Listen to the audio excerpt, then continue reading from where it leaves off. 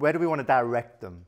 So at the moment, what we can say is the middle goals are worth 5 points and the goals on each side are worth 1. So as he enters, it might be, can I position my body and force them out towards maybe the 1 pointers where they're not going to get maximum points.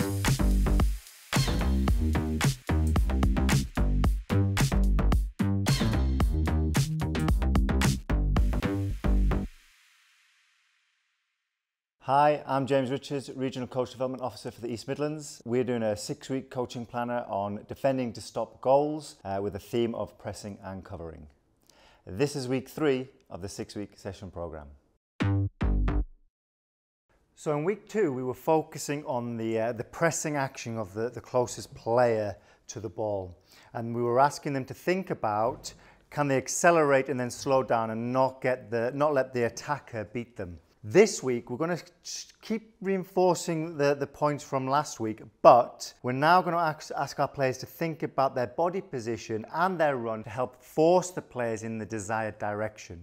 So for example, that might be away from goal, it might be down the line, it might be out of play, it might be towards your own teammates, so we're setting a trap and got to steal the ball back. So in the first practice, as they arrive, we're going to have a little 1v1 battle going on, similar to Diamond Duel. This time we're playing in a square shape with 3 goals at each end. So it's important to emphasize the goals here, because what we want is when the defenders win the ball, we want them also to have an opportunity to go and score. So the play will always start with the attacking team, which is yellows.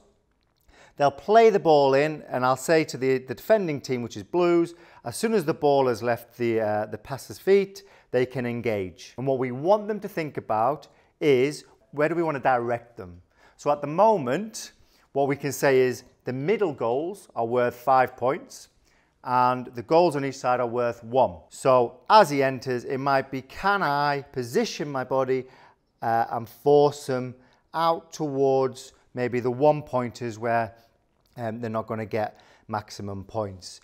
But again, we are still looking for that chance to steal the ball, look for the mistakes that we've already talked about in weeks 1 and week 2. If they do steal it, they can then go and counter and score in the goal. What I would always say, just because you want everyone to have a go at attacking and defending, is after the game is ended, you simply join the end of each line. The game is quick flowing, so you don't have to worry too much, but again, have multiple practices set up so you don't have long lines and players waiting. Okay, so just to make it a little bit easier for the defenders, what we could do is, once the players engage, the pass has been played in and they're engaging, we can say actually these goals are closed down. So now the attacker is really only going for the central goal. This helps the defending player to say, well, actually I can show you down the right or the left, and I know there's no threat. And again, just looking for that opportunity to steal the ball back. To make it slightly harder for the defending team, after the pass has been made, a second defender can now come in play. So now this player has to think about, right, if I am pressing the ball, as he takes a touch, I want to try and direct him away from this player. I don't want to stop, or I don't want to show him there because it's just going to become too easy for them to play around me and score the goals. So after we've played the little 1v1 waves game and they've had a chance to practice that pressing, we're just going to progress the game into a 2v2. So we'll have a couple of players ready to play, but two attackers will enter the game.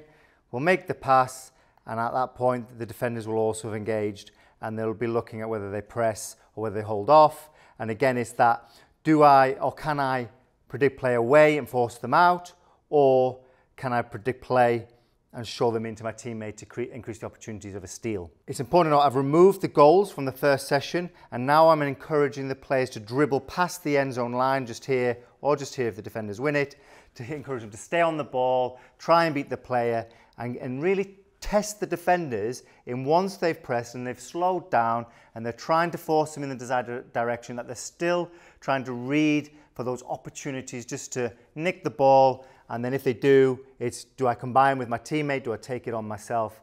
Do I try and score a point? Now, if we want to challenge the defenders, what we might do is say, rather than dribbling, so the ball's been played, rather than dribbling over this line, actually there can be a combination as well, and it can be passed over and received. So the defenders have to really think about closing that ball down, getting in the right position, and predicting play away from their teammate to ensure that doesn't happen. If we need to support the defenders and give them the chance, what we might do is actually narrow the end zones off there. So actually you're funneling in the attackers, making it a little bit easier, restricting the space for the defenders. So once they've closed them down, is to just to force them into their teammate, increasing the likelihood of a regain and then going to attack. So the final activity is to move into a game that we played in week 2 and have the same conditions in. Let's see how they're doing in terms of not only closing the player down, but now can we start thinking, do I have the support from my teammates and can I force them into the desired direction? Or if there is no support from my teammates, can I force them away and maybe out of play where I can restrict the space, force a mistake and try and win the ball back? So just in case you can't remember the rules from week 2, all it was in the central zone, we said that they can't pass the ball backwards to anyone in there. They can only pass sideways or forwards. So we're trying to increase the opportunity for them to stay on the ball and opportunities to then press, predict play towards either out or towards their teammates. There is one safety element where if they're really in trouble, they can pass back to the player in the defensive zone. If you can't remember though, I'd encourage you to go back to week 2, have a look at the rules so that you can replay this game. And then as you're progressing, maybe remove the end zone lines and just take the restrictions out and let them play naturally. And again, you step back, take a breath and have a look at what's going on. Think about the key messages from your Waves game and from previous weeks around accelerating, decelerating, predicting the play, timing your challenge, trying to create opportunities to score ourselves.